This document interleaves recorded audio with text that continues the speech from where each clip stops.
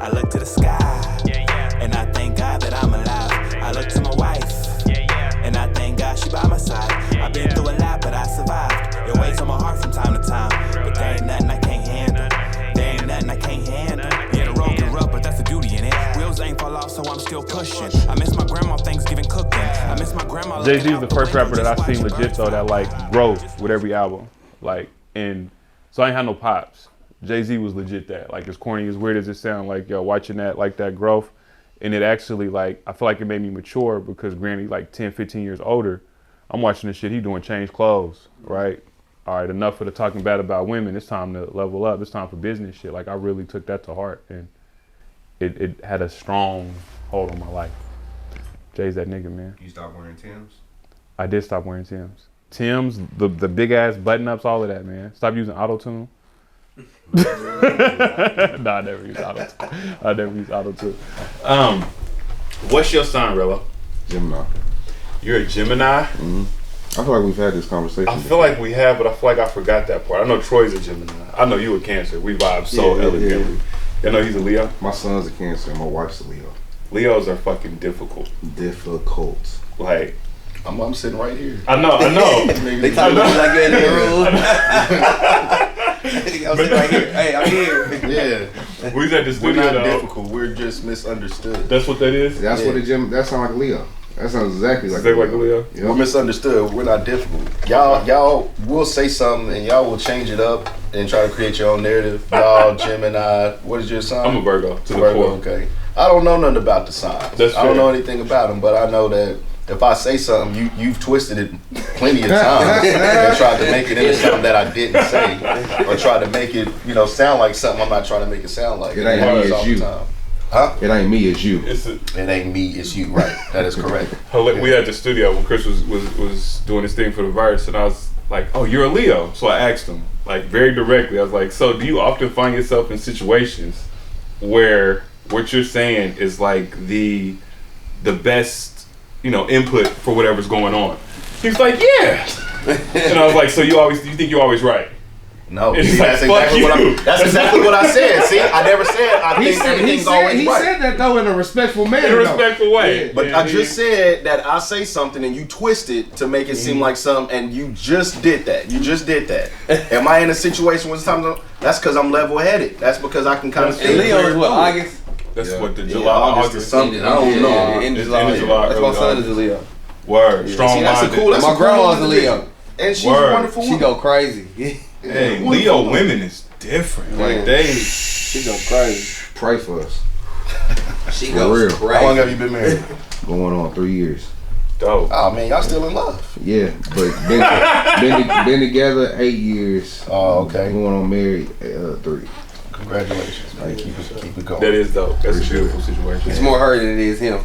Oh yeah. If she a Leo. You ain't going no motherfucking way. Oh God. Still, you ain't going nowhere. Shit. I'm like, I know I'm not shit. But like, I apologize, honey, because I know I'm not shit. Yeah, You accept me for my ain't shit All of that. qualities. Both of y'all. Both Gemini sides. You, Cause it's a whole don't bunch do of that. that. Don't do that. It's like 4 or 5. It's for y'all. I believe it. Chris, how long have you been married? Because the way you just said he must still be, they still in love. Like that's It was a joke because everybody's gonna watch this, right? It's a real thing. Okay, yeah. It's a real thing. We've been married 12 years. 12 married for years, 12 okay. ye've been Okay. together since 2001. So, Dope. yeah, No. That's 19 really years. Dope. That's really dope. We've been married for 9 years. 9. 9 years this Hey, year. look out here. Hold on. He got to give you a camera. You got him on the back. Who is that, boy? He gave the hand signals and everything of what he needed. I I'm need in. the shave, I need the beard, I I'm need in. the mustache. He was thorough with Hey, it. we closed today, all right? It was a Oh, God. Hey, he Close said on right time. there. But not that 9 years thing it's a real thing. Like, cause y'all been together since what, high school? Yep, into our senior year. That's That dope. was one, yep. That's really real. That's when you my can't rock. get enough of somebody. I can't, That's man. what I can't get enough of her. Like, She drives me crazy. I know I drive her crazy, but I man. Like, that's that drug. I Bro. can't. Love is that drug. love is a Yeah. Love It is the dog. hardest addiction. Yeah. I'm telling you, talking about crack, cocaine. No, we talking about love. Be in love. Yeah. Love, boy. Be in love, cause ain't no rehab for that. Ain't no nothing. Ain't no rehab for patch. Ain't nothing. And every emotion because is you're involved. vulnerable. You're like, you're putting yourself out there like, this is who I am, like, accept me for me. 100%. And they accept you for you. So then when something comes up or something, you know, you go through those rough patches, that pride start feeling, you know, it's rough. Bro, It's rocky. nothing like that love. And I could imagine. You gotta So let that you go. talking 12 years, we 9 years, 3 years. I know you're not married. I know you. I see you. we gonna get there. But no, so something I always talk about, because me and wife even do marriage ministry through Who Knows Who's Best, and we do different stuff at our church or whatnot. But I always talk about that growth, like seniors in high school. You didn't even know the hell you was as a person yet. Nope. Right? I ain't no shit. You ain't no shit, and so to be able to find yourself and be with somebody that's finding themselves at the same time, like there's no better feeling. There's no more humbling feeling. Man, being able to find and having somebody that accept every single flaw you have and is there with you while you try to fix that. And not hold it. You know what I'm saying? Yeah, not hold it against you, not throw it in your face later. Because she done held me down. I mean, you know, we've been together forever, so she done held me down through everything. Through everything. When I'm up, when I'm down, through life, through death. 100. She's seen the ugliest parts of me. And she's still there. The you know what I'm monster. saying? Yeah. That's the And real she's thing. still there, man. You know what I'm saying? I'm indebted to her for forever. Word to You life. know? I'm not going nowhere. It's weird though. So you got two. You got you got boy and a girl. Boy and a girl. Boy and a girl. You got two. Boy and a girl. You got four. 3 girls and a boy. I got a girl and a boy. And it's so weird though, because even though me and wifey, we've been through what we've been through, you know, we grow together how we grow together. Nothing in my life has changed me more than having a daughter. And it's like, that shit is different, bro. And you hear that in the beginning, like when you know what I'm saying, when you find out that it's a girl and you tell all the homies and stuff, they say, oh, she gonna change you. She gonna have you wrapped around your finger and you don't even realize it. 100. And then when she's here, it's completely different. They hold you accountable. Me and Chris had this conversation on the phone. Like, they hold you accountable so different. And Chris had some shit that really hit me. What you say, like, is your wife and your mama is in them. And it's... That's the...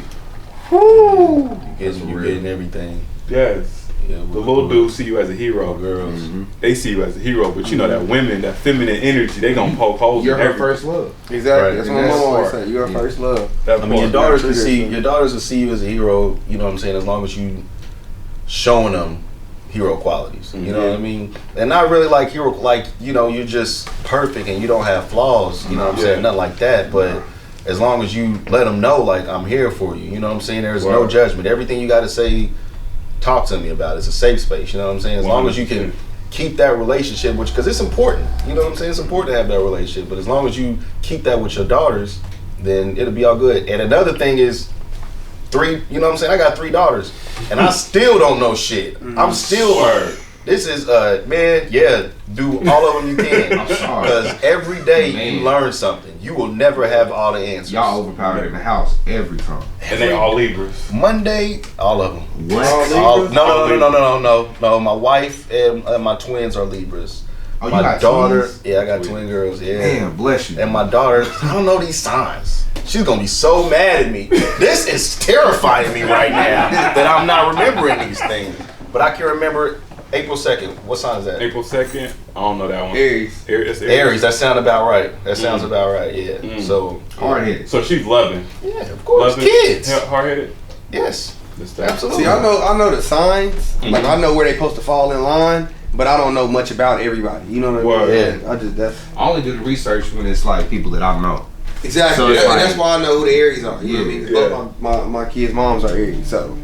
So you gotta, there's a certain attraction. Well, one of them fall kind of like on the. She falls like on the day, so she's Okay. kind of both. But Okay. yeah, so. But they both act like Aries to me, so. To the fullest. Yeah. XV, the one who put me up on signs. That's what put me up. Well, he came in my shop and he came. He's like, "Yo, you a Cancer?" You know what I mean? He like to mess with me. You know what I mean? Then he started naming like famous niggas. Like that's why they rock. Chuck I'm B and like, Flavor Flav. yeah, I'm like, That every one day, yeah. Then I went back and kind of did my research like 30 minutes after he left, and that shit was true. Like, It's so true. I'm like, damn. So that's when I really start, you know what I mean, not believing in it, but just looking more into it. You know what I mean? But XB was the same person for You me. start seeing those similarities. Exactly. Awesome. Exactly. And I like that once you know what to expect, like Virgo. So I'm gonna poke holes in everything. I'm gonna critique everything. I don't think I'm right. Like Leos think they always right. I think what's right. But once I tell you that, I thought you was about to lean on. Yeah, I'm about to say, man, by the end of this, niggas gonna stop throwing jabs at me, man. But once you know that about me, then when we sitting and we having a conversation, when I start getting annoying, it's like, I get it. I understand the personality thing there, and it's a real thing to it. But I think also with you being like very critique is just, rapping, being an artist, because you listen to some songs that you do and you critique the shit out of it, right? Absolutely. Yeah. 100%. Listen to it over and over and over again to the point where you going insane. Like, man, I shouldn't have said this, or I should have said this like that. Yeah. Like he said to you earlier, you got to make something and move on. I just think you being very critical is just, comes with being an artist. Yeah, being an artist. In real life though, wifey's a Virgo as well, and we will have. Well, we've gotten much better, but we'll have conversations where we're not seeing eye to eye and having the same opinion about the same thing. We just saying it different. Definitely. Yeah. And it's just missing. And it's so hilarious. And my son's a Virgo. But back to the girls real quick. So with 3, which one changed you the most? Everyone changes you different. Even with the first one being born, my first baby, everything. I mean, it's cheesy and it's kind of I don't know what the word I'm looking like, cliche. Yeah. But when you have a girl, you should just start kind of play defense. You know what I'm saying? Like the world is hard on women as it is, but black women is super hard. So you're already there. You know what I'm saying? Like I gotta have her back, but then you get 2 more back to back, and you're like, man, I wish somebody would. I wish a nigga would. Yeah. I wish a nigga would. I always say my daughter made me want to change myself, and my son made me want to change the world. Seeing a young black man in the world, but that daughter, like I always think about the karma, cause niggas wasn't raised right. Like our role models are. At least for me, I say right, like the heroes. Which I ain't never really had no male hero, but like the men in life that was given game is like, yo, this is what you supposed to live life. They ain't really teach niggas the right way. And I don't know. It's different. It's different for everybody. Like? I mean, I'm male figure. Okay. So my dad wasn't there. Okay. But I still had my grandfather and my uncle. Word. And I got the straight and narrow. Like, hey, you got to be responsible. You need to own up to everything. You know what I'm saying? Like, don't be out here being. And I mean, I was a kid, so I was doing some dumb stuff. But be responsible, own up to everything. Take care of your responsibilities. Like I had great male figures, you know what I'm saying, in my life. Yeah. So I can't. Everybody's different, but I can't. My situation was like I had my dad up until I was 12. My mom and my dad was married till I was 12, and they got divorced. And then my stepdad came in, which he was totally different. You know what I mean? He was more street nigga. You know what I mean? Flashy, this, that. You know what I mean? Poppin' shit. You know, all that type of stuff. So I got like. And my dad was kind of the same way too, but he was my dad. So when he was at home, he wasn't, you know what I mean, this person. But my stepdad, he loved us like our own, like his own, but he still, you know what I mean, got to be really who he was because these ain't my kids. You know what I mean? Just keep it 100. You know what I mean? 100. So he was like, I got the extreme, I got the hot and the cold. You know what I mean? So like he was saying, like everybody was just kind of raised a little different. So I was kind of like, you know what I mean, all the way through life. And then I have my uncles who are the complete opposite. You know what I mean? Like even my dad's brothers are like completely opposite from him. You know what I mean? So like all of the males that were in my life were like, it was either super extreme with my dad and my stepdad, and then like my uncles, and then my granddad, like he fell like in between. You know what I mean? Because he was on the fence, but he was, you know what I mean? He trying to help. You know what I mean? So it was like, I got the best of both worlds too. So I mean, I don't know, it's kind of different for me because I got to see the extreme and the extreme, and then I got to see the real mellow. The this is what you're supposed to be doing side, and this is you know what I mean? Both ends of the spectrum. Yeah, exactly. Definitely. So what was your father like? Your male figures in life? I grew up weird. Okay. So like, I grew up. My dad was in my life, but like, my mom and dad both had me at a young age. So they were, you know, trying to get their lives and their relationship together and situated because, like, when I was born, my dad was there, then my pops got locked up, and then I'm 5 years old and he's out. You know what I'm saying? So it was kind of different. So, like, growing up, though, I had, like, my grandpa, and I had my grandma, and I had my aunt. So, like, my grandpa, like, he's from Arkansas.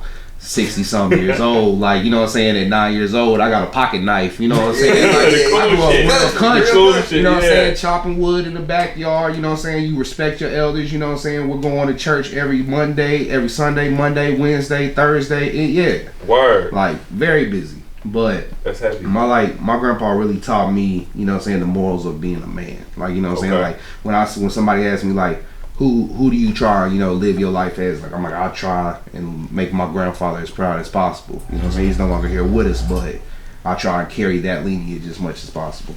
That's heavy. Yeah. Damn. See, I never met my real pops, like, ever in life. Ever. He was 68 when I was born. Mom was 28. He married, wife, all that extra stuff. I got 7 sisters, 1 brother way older than me. I got actually, my youngest sister is the same age as my mama, which is crazy. Did you say he was 68 and your mom was 68 28? and 28, so 40-year age difference. I never met him. I still ain't even asked mom like the full story, right? But not having him at the crib, he passed when I was like maybe 3. There was another man that raised me. But what was crazy though, him and mama wasn't together, but he raised me and until I was like 10 and he bounced. But the most things I can remember how he taught me was like, one of the biggest things I would like, find him, fucking forgive him. Like, he's like, you gotta live by the 3 F's. And this is how he looked at women. And so as a kid, like, okay, the nigga that you look up to for a while, like, that's all I'm hearing. And then my uncle, God rest his soul, like, he passed away.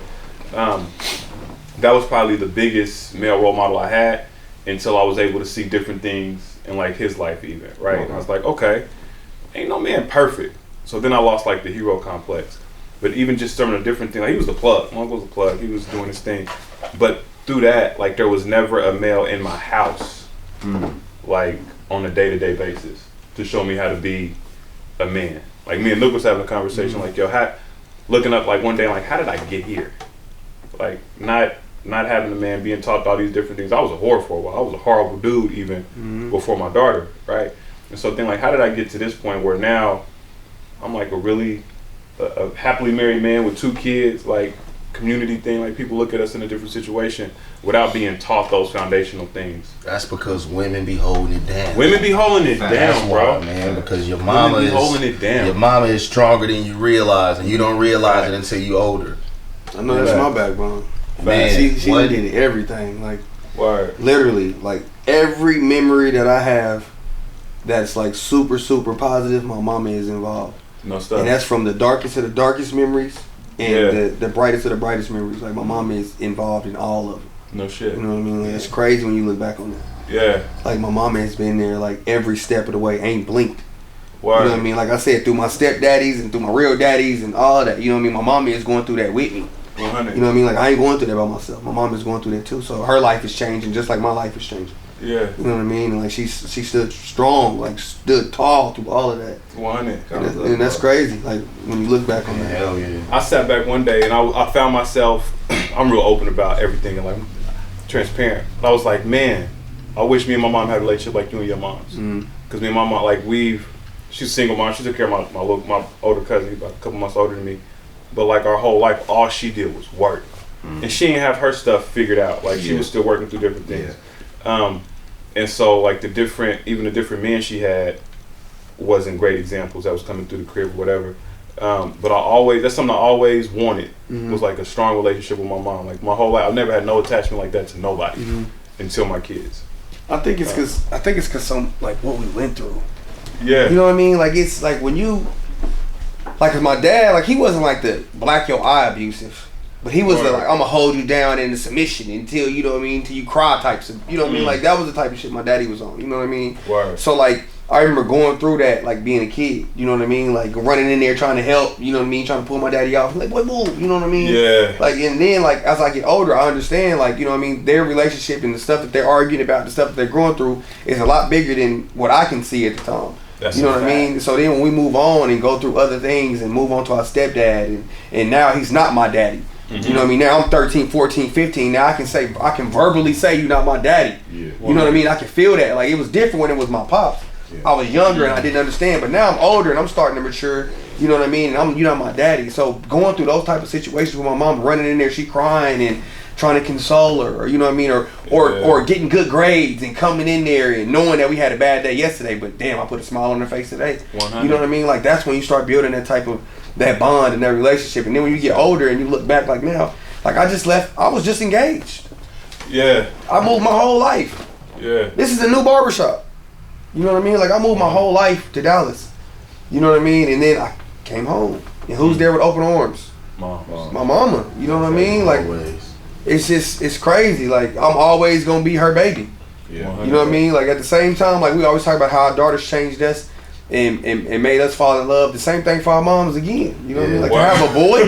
Word. You know what I mean? Like now she already knows how she wants to love a man, so she's gonna give us that same type of that feeling. You know what I mean? So as a man, when I get older, I'm looking for a woman that can give me that same type of feel that my mom gives. It's that love that's hard to explain until you're older. Yeah. Mm-hmm. Like until you become a man and you know what I'm saying, you fully realize like what this life can bring. Yeah. Then it's like you realize like all the hardships and the trials that your mom put you through. It's like damn, like when we went to auntie's house or whatever for a couple weeks, we didn't realize we might not have a place to live at that 100. time. You know what I'm saying? We Like, used to, when my mom and dad used to get into it, we used to beg to go to the hotel.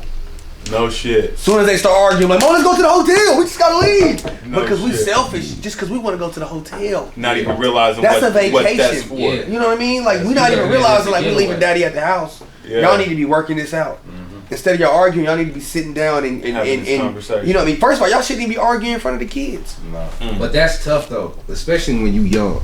Like I don't, you know what I'm saying, I don't know your mom personally, I don't know her age, but your mother seems like, you know, she was young. Yeah, So absolutely. like all of our mothers, you know what I'm saying, like just imagine all the shit we've been through in the last like 10 years. Yeah. Like our mothers at one point in time were that age. You know what I'm Yeah, saying? kids, Without the kids. resources. Yeah, that's with readily kids, available now. and they were just trying to figure the shit out. Like you know what I'm saying, job to job, whatever. Like that shit got tough. It's real. But let me ask y'all a question. Hold on, So- bro, before we switch, Chris, question for you, and let me know if it's too much of a topic. How old were you when your mother passed? 23. 23. Yeah, 23. What was your relationship like up until then? Perfect. Word. Yeah, perfect. No complaints. My mom was the best. 100%. Yeah. Every like he said, every good memory. She was there. My mom was just the best. Yeah. Yeah, I have no bad memories. And You know what I mean? at 23, so you was married at this point, right? No, Or I you was were not. married? I was. She had passed in April, and then I got married in November. No doubt. Yeah, and it was like, cause when she died, it was like totally out the blue.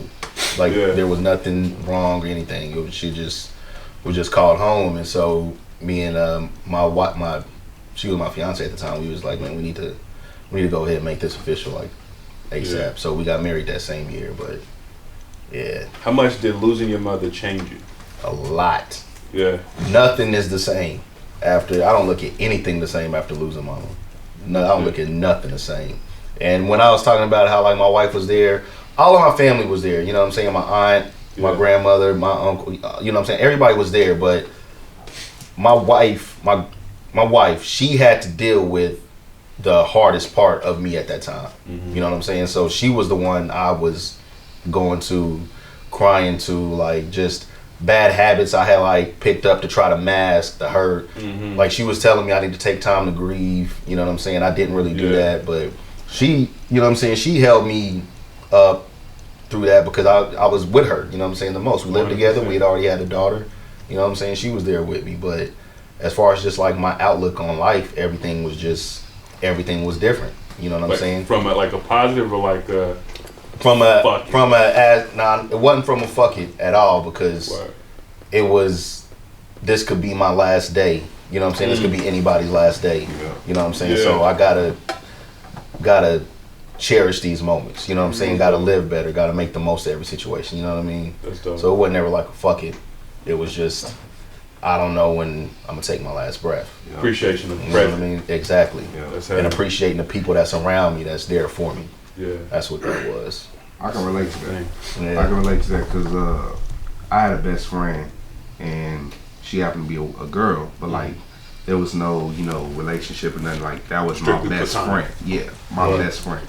And she died, and when she passed away, it was kind of like life's too short. Like we can't, like, because at the time, me and my wife, we were engaged. We had been engaged for 1.5 years now. Didn't know when we were gonna get married, and it was like when that happened, it was just like, I don't want to wait anymore. Right. It's like if this is it, I want it to be with you. Like I want to go. I want to go out grand finale with you. Yeah. So 9 months later, we're married. Like this. Yeah. It's like sometimes like situations like that lead to that. It makes you look at life. I'm telling you, it makes you look at life different, man. And then when you hear how, like, you know what I'm saying, you talk about how you wish the relationship was with your mom and how, you know what I'm saying, your mom, y'all's relationship, like, you know what I'm saying, from my standpoint, like, that's just beautiful, the fact that y'all have those opportunities, you know what I'm saying, to keep making memories with your mother, or to, you know, keep trying to create these memories. You got to take advantage of those, man. You got to take advantage of every single opportunity you get. See, on the other spectrum, like that. I lost my pops when I was 20. You know what I mean? So I see people out that have relationships with their dad, and I envy that. Yeah. And not really so much on like just a jealousy thing, just on a damn, I wish I could call my pops. Yeah. I wish I could just chop it up with him. Yeah, you know what I mean? Because he feels more like I do than my mom will ever understand. Because we're men. You know what I mean? We're wired differently. You know what I mean? So just to be able to sit down and talk to him and be like, what would you do in this situation? Yeah. Or you know what I mean? Or what would you, you know, before I even went to the league, like he was gone. I never even got a chance to sit down with him and even talk to him about girls and you know what I mean? Like it was your grandbabies. Yeah, you know what I mean? Like he never got to see the grandbabies, nothing. You know what I mean? So like for me, when I be seeing men and homies and stuff like that and have relationship with their dad, good or bad, I'm just like, man, like I just wish I had that. And then my stepdad that raised us too, you know what I mean? Like I said, they were married 12 years and my stepdad was married 11 years to my mom or something like that. So like I said, that was the bulk of my life. You know what I mean? Up until I was like 21, 22, I had those two figures and both of them are gone now. So I don't have no daddies. You know what I mean? Like I don't have nobody that was in the household with me. So you know what I mean? So as much as you be, you know what I mean? Like I said, you never got to meet your pops, but I'm just saying, like, you know what I mean? Like you're not going through it all by yourself. You're not the only person dealing with that. You know what I mean? Like hearing you say that about your mom, I'm like, damn, I can never think about that. You know what I mean? But then when you flip it, you know, start talking about pops, I'm like, damn, I can relate to that. Yeah. You know what I mean? I can definitely relate to that. We all relate to each other in some, you know what I'm saying, some aspect of life. It's just kind of filtering through it to see where we can see eye to eye. Where that Venn diagram connects. Yep. No, I lost my uncle was probably the closest, outside of the man. Funny story, actually, the man that raised me, he left when I was like 10. He married somebody else, a whole bunch of other stuff, and he bounced. Like, I still close with his family and all of that. And I had this very strong, like, resentment for him my whole life. Like, even after I had kids, like, it never really clicked to me. So much so that my kids, if they seen him, they wouldn't know what to call him. Like grandpa is that, who is that, right? Then I was helping his niece move one day, and he happened to pull up. This was like, and it was like the day before Father's Day, maybe 2 years ago. And I just looked at him and I was like, man, I forgive you. That's big. And I don't know where it came from. And I teared up a little bit. I'm like, man, I forgive. Like I don't think you realize how hurt in the situation you put me in from an emotional point. But I'm a man, and I can't even imagine what you was going through. Absolutely. To put you in that spot to where you know what I'm saying, you was on the extras.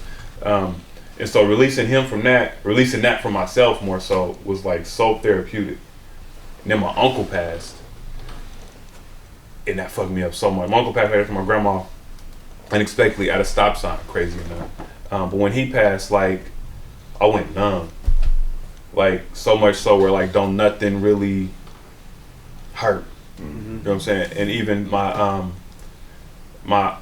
think I was talking with Troy and Flynn one day, and Troy asked me, and I was just breaking down everything. My best friend Shad passed away, 21 years old, right? So people get close, and I don't feel when they leave, if that makes sense. Like, it don't necessarily hurt to me to lose relationships, right? And Troy was like, "Think you a sociopath?" When you said like, you went numb, it's a real feeling. Like, yeah, it is a real feeling. When you said you went numb, like I honestly feel like I've been numb since my pops passed. Yeah, I didn't even cry at the funeral. No shit. You know what I mean? Like everybody was crying. Like I had to be the strong one. You know what I mean? And like how you was saying, that people come and go. Part. Exactly. People come and go, and you don't feel nothing. And that's just kind of how like I feel like I've been. You know what I mean? Just floating through life for the last 10, 12 years. You know what I mean? And then when you really start hitting different points in life where it starts, you know, stuff starts meaning different, to you is when you really start getting that feeling back. You know what I mean? Like, for the longest, I was just on the go. I'm just numb to everything. Like, come and go, all right, forget it. I ain't tripping, whatever. Mm-hmm. But when you back out your driveway and your mom and your daughter is waving at you and you have the thought, like, what if this is the last time I ever see him again? That part. You know what I mean? That's when you know you're starting to feel again. That's when you know you're starting to get them feelings and life is really, you know what I mean, touching you again. Yeah. Like, damn, like, before I used to just back out the driveway and ain't think nothing of it. They in the driveway, all right, I'll be back. Yeah. But when you back out and you see him waving and see him happy, you was like, damn, what if I don't come home? See, you never know, man. You never know. Yep, never know. That pull up when you get back to the crib and they rush you and you tired, but then they embrace you and it's like, oh man, that's something like my wife and kids I feel more than anything. Like they keep me here, right?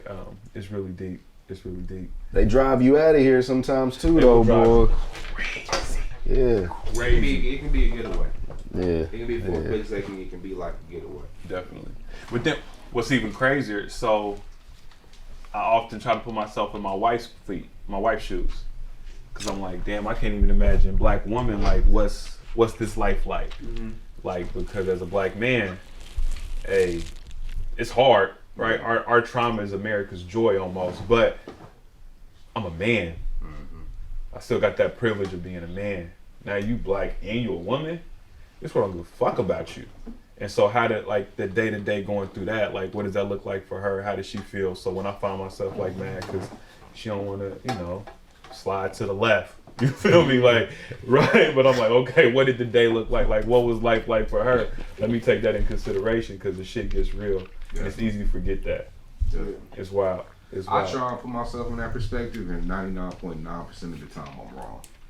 Really? Like I think that this is what you're thinking, and then usually it's like I'm way off. Like, Yeah, don't even bother. no, Yeah. like I You try never gonna as figure hard it as out. I can, as hard as I can to understand like where you coming from. To And understand I- women, you and try to do that? I try, but it's a failure every time. You'll never understand. Never. If you want to understand women, first thing you need to do is turn water into wine. Then you need to walk on water. And everything else will be a Anything breeze. else I can do? That's it. That's all you Anything gotta else? do. Man, it's a book I seen. Actually, Nipsey Hussle. I was watching the Breakfast Club interview with him like maybe 3 years ago, and he was talking about The Way of the Superior Man, the book that Lauren London had put him up on. And I started reading that book. Man, it's heavy. It's layered. It's a book about spirituality, sex, and just desires in life. But one of the chapters is like never believe a woman because it's mostly emotional, right? But also talks about like different masculine and feminine energies. But that was like deep. It's not something I rest my on throw the baby out with the bathwater on. But I'm like, yo, women, we get mad when they change their mind. Why if you don't want to do something today, but then like you get mad at that. But it's like a lot of it is moving off emotion. But when they also some of the most logical creatures in the world. I'd get on my whole thing and talk about the chicken and the egg coming first. And I mean, some might say God's a woman. Like just so much of that, right? But like women are the most powerful creation in the world, and they so fucking dope. And niggas be sleeping on it. Like niggas be really out here disrespecting a woman like on some extra weird type shit. Like it's really weird to me. But I'm gonna switch gears a little bit. Look, you a different type of nigga, bro. Definitely. Like in real life. like real life. Like Whoa. from the sports to the That shit is so barbershop hard. to that whoa. Yeah, that shit is so hard.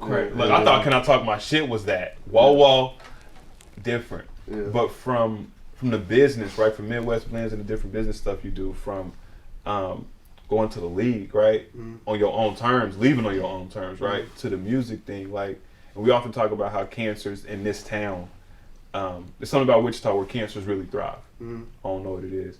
What's your biggest drive, bro? Like, cause you different. Yeah. And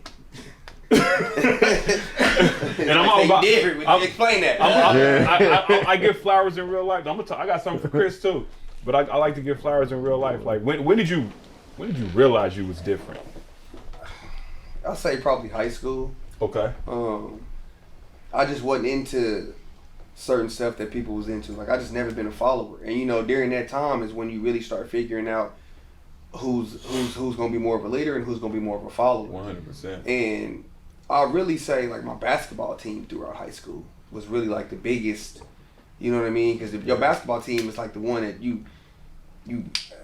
I want, like the football team is one thing, but it's so many people on the football team to where you only, you know what I mean, intimately deal with probably like 10 or 12 guys. You know what I mean? Like you only kick it with a few people. But my basketball team is only 10 or 12 guys. You know what I mean? So you really get you get more of each person on a basketball team during that 3 or 4 months. You know what I mean? 100%. And just during that time, I say basketball team was really where I really started figuring out like I was a little different from everybody. Like I didn't want to go to the same parties that everybody wanted to go to. Like I didn't care about being popular. I didn't care about, you know what I mean, some of the stuff that when you're going through that phase in life where you're maturing, like some people's like, oh, I want to be the man. I want to be like me playing sports was all I wanted to do.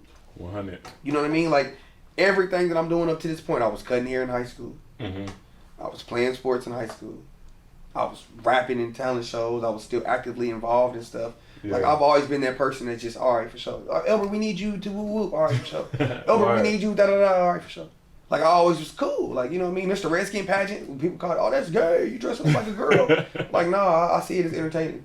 Like I get to go entertain the entire school for 30, 40 minutes on some fun shit. You get to get your Like, thing you know off. what I mean? Yeah, you know what I mean? Regardless. And then I won that. And I remember niggas that were in the pageant, you know what I mean? They was mad. Like, nigga, you wanted to win this gay shit? Like, no disrespect. But like, nigga, like, I'm kicking it. Like, you mad at me for that? Like, I went out there and did my thing. And you mad that you didn't. You know what I mean? So like, I'm like, you can have a trophy. Like, if it means that much to you. But that's when I really started realizing like I was just a little different. Like, I didn't care about what people thought about me. 100%. I didn't care if I missed the party. Like, I didn't care if you didn't know who I was. Yeah. You know what I mean? Like, that didn't mean nothing to me. Yeah. Because when you did get a chance to get to know who I was, I gave you Elbert. All of it. You know what I mean? And, all of it. You get all of it. You know what I mean? It's black and white for me. I always tell my little brother that you got to be black and white. That's like, it. Life is black and white. Like, there's no gray area. When you start having gray area, that's when you need to start removing yourself from the situation. And then you'll see the weight, you know what I mean? And then the loss and the gain in each situation. There's too much confusion in the gray area. Yeah, for sure. It's too much confusion and distraction. But when you know when you know what to expect and somebody knows what to expect out of you, it makes shit that much easier and just genuine. To deal with people, 100%. to deal with situations. Yeah. You know what I mean? It's not really, my mom always says, it's not really what you're going through, it's how you're going through it. Facts. You know what I mean? It's never what you're going through, it's how you're going through it. Right. If you're going to wake up in a bad mood, then you're going to have a bad day all day. True. The whole shit. You know what I mean? You can change that shit. You in there brushing your teeth and you like, oh. You can easily go in there tomorrow and brush your teeth and be like, shit, I'm going to go ahead and knock this day out. Yeah. And your energy is going to be completely different. 100. You know what I mean? And that's my approach each and every day. It's like, you know what I mean? You control your own destiny. You control your attitude every day. You control what you react to. Yeah. Like, how long did it take for that to really resonate for you though? Probably when I got to about, I'll say probably about my second year in the league, third year in the league. Okay. Because then that's when I started, like I flirted with social media at first, and then it was frowned upon when I was playing. Okay. You know what I mean? Like, I don't have social media, that's a distraction. You know what I mean? So then I started getting away from that stuff. But people started sending hate mail and fan mail. I just call it fan mail. No shit. Because you have good and you have bad. You know what I mean? Right. I started getting fan mail. I'm like, I'm opening this shit and getting mad at a person I don't even know that can never do my job like I can do my job. Yeah. But you telling me how to do my job. Then to fast forward is really why I walked away from the game. No shit. No disrespect to our coaches in Houston, but my DB coach never played DB. Yeah. And this is when I started really getting in tune with myself. Okay. You know what I mean? This is when I really started looking around and I'm seeing guys on the team, they're in their 7th, 8th, 9th, 10th year and they're married, 3, 4, 5 kids. I'm single. You know what I mean? I got 2 kids. You know what I mean? My life is completely different from everybody else's. And let me ask you something about walking away from the game. Yeah. Because now, like Andrew Luck, who else? Somebody else just retired early. Calvin Johnson. Not Calvin Johnson. Wait. He walked away a little early. He did, but I wasn't thinking about him. You right though. Kuechly, Luke Kuechly. That's who I'm thinking of. Yeah. So with all the CTE stuff and all of that going on in the NFL, like you feel like absolutely. Yeah, I've like you support them in that. Like I feel like that's smart. Get in, get your money. Yeah. You walk away with your full health and everything. That's like you wish more 100%. players would adapt that kind of mind state. I wish more players would be more realistic with themselves. CTE is real. Yeah. You know what I mean? Like it's definitely a thing. That in itself too had a lot to do with my decision. You know what I mean? It got to the point to where, like I said, I'm brushing my teeth, and I'm like, damn, I don't feel like going to practice today. You know what I mean? Like, the amount of money never meant anything to me. I wasn't playing the game because I was getting paid for doing it. I was playing the game because it was an outlet for me. And I didn't realize that until you start getting paid for it. And then you're like, well, I don't care about the money. Like, nigga, I want to play. Right. I don't care if I'm on the sideline in the unit. People, you on the sideline, you still getting that check. I don't care about that. But I ain't in the game. But I'm not in the game. Like, that's not why I'm playing this shit for the check. Yeah. You know what I mean? Like, that's not why I wake up every day. I wake up every day to be happy. So if I'm not happy, that's a problem for me. You know what I mean? And it got to the point to where it's gonna sound funny. It is gonna sound funny, but just feel me. It got to a point to where I'm in Houston. There's times where I didn't even want us to score because I didn't want to go down on kickoff. No shit. Like, fuck the field goal. Like, I hope you miss this bitch because I don't feel like running down on kickoff because that's a chance for me to get hit in the head, or that's a chance for me to get hurt, or that's a chance for me to woo-woo. And it's over that quick. And it's over that quick. So just protecting your health. Protecting myself, Yeah. my health, my kids, my family. Absolutely. My girl, whoever at the time, I'm protecting them. Right. And it got to the point where I'm like, damn, I'm rooting against my own team because I don't feel like doing this shit. Word. You know what I mean? Like, But that can't be like an abnormal train of thought. I'm sure there are so many players on that field that feel like that. People would be more realistic. Yeah, It's you're right. not. Because when I was in my year 2, year 3, I was dealing with the same cats on my team. That was the same way. Like, why he don't care so much? Like, why he don't want to run hard? Why he don't want to, you know what I mean? But they'll do that shit all year. And you'll see them, they'll get cut, go to another team. Get cut, go to another team. They on 5 different teams in 1 year. Yeah. I always told my mama, I'm not going to live out of suitcase. Like, when I start feeling like I'm about to live out of suitcase, I'm going to leave the game. Yeah. You know what I mean? And leaving Tampa, I spent 4 years in Tampa. I kicked it. You know what I mean? Had a great time there. And the grass is greener. Time for me to move on. I went to New Orleans and I was miserable. Really? The entire time I'm there, I'm miserable. And that's when it really started hitting me. Like, it's not about the money. Yeah. It's not the money. Like, I'm not playing this game for the money. I'm mad. Y'all got these sorry ass niggas in front of me. I'm pissed. 100. Y'all, you can't dangle no dollar in front of me and be like, well, you're gonna be. No, I'm not. You know what I mean? And then when I got to Houston, by that time, psychologically, I'm already checked out. Word. You know what I mean? I'm already checked. Now when you done. give us 2 weeks over, you're gonna be in the starting lineup. I'm looking at him like, yeah, I ain't tripping. Yeah. Give me 2 weeks, I'm gonna be at the crib. Right. Facts. You I mean, you give me said 2 some more shit weeks. to me. We was sitting down one time and you was talking about how in the league, like, and I don't want to misquote you, but you're talking about like certain positions, them shits ain't guaranteed. No, fuck it. It's like every week you fighting for a job. That's every position, right. not certain positions. Every position, Fighting for the job. every day in practice. Have a bad practice. It's a wrap. I can come here and fuck somebody edge up and still come tomorrow and be all right.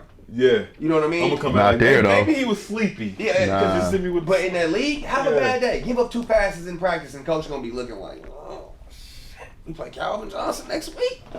This is how you acting versus the practice squad. Word. You know what I mean? And then that's why you see so many roster changes. Yeah. You know what I mean? It's a gladiator sport. And it's a business. And They don't care have- about it's a business y'all on top self. of that. They looking for a Super Bowl trophy and a bonus. They don't care if y'all get cracked, you know what I'm saying, cracked open or whatever. They don't care about that. Sick day? And don't speak your Ain't no mind. sick day. What is a sick day? Yeah. Speaking French. I had food poisoning the first time, and I don't want to quote myself, but the only time that I can remember having food poisoning, I had got some chicken gizzards from one of these little gas stations on the way home from getting my son from Alabama to Florida. country ass Kansas some food. country shit. And when I'm like, chicken gizzards out here, let me get two up. You know what I mean? And I'm eating chicken gizzards on the way home, and I'm like fucked up. And I get home and I call the trainer. I'm like, look, I'm about to die. I don't even know what's wrong with me. You know what I mean? Like, I don't know if you've ever had food poisoning, but it's the worst. It's the worst. And I'm throwing up, you know what I mean? Like, I don't know what the hell going on. Oh, draw yourself to the facility. Let us evaluate you first before you just call in. Word. So I'm like to the point I can barely drive, bro. I can barely see, my nigga. I've been throwing up all day. I'm dehydrated. Yeah. I'm on my deathbed, and I gotta drive myself to the facility so y'all can evaluate me. Because you got to report. Cause I got a report. Quote unquote evaluate. You drive to that facility, they trying to put you in pads. Yeah. That Yeah. part. They want to know. That's what it is. They want to yeah. know how bad you. Yeah. How sick are you? We'll Yeah. determine if you sick or not. I You heard don't get Antonio no Brown had that sick. same Yeah. conversation. I think it was on LeBron's show. He was talking about that, like that exact same situation. Like, I'm fucked up, but y'all want me to come to work. Yeah. And I'm telling you, I'm fucked up. Like, that's crazy. And no disrespect to him, all that, Like everything that y'all do outside of the travel, the this, the that, y'all can't send one person to come get me. Yeah. If y'all want to see, y'all can't send a nurse over here just to check on me. Yeah. What I'm gonna tell y'all? Nah, she can't come in my house. I want somebody to come check. Please bring the thermostat. I don't know what my temperature is. All of that. You know what I mean? All Like, of that. and that's the stuff that's hurtful. Like even now, like I've been retired 5 years. I ain't talked to none of my ex-coaches, nothing, bro. Like it's a business, and once you get past that, you have so much more peace at home. Yeah. You know what I mean? So much more peace at home. It took me a while to get past it. Like we watching football now. Like 2 years, if this lasts, it'd be somebody else out there talking about.